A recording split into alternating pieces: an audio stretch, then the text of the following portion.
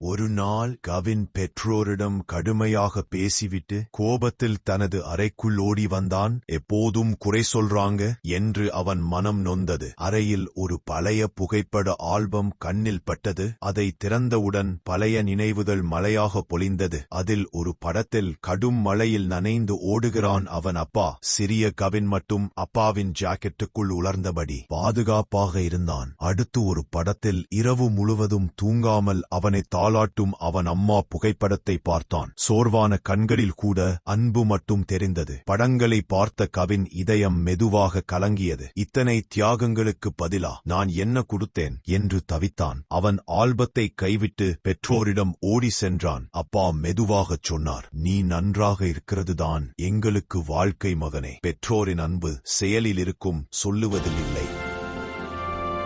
இந்த கதை பிடிச்சா சப்ஸ்கிரைப் பண்ணுங்க, ஷேர் பண்ணுங்க. நீங்கள் எந்த கதையை பார்க்க ஆசைப்படுகிறீர்கள் என்று கீழே கமெண்ட் பண்ணுங்கள்.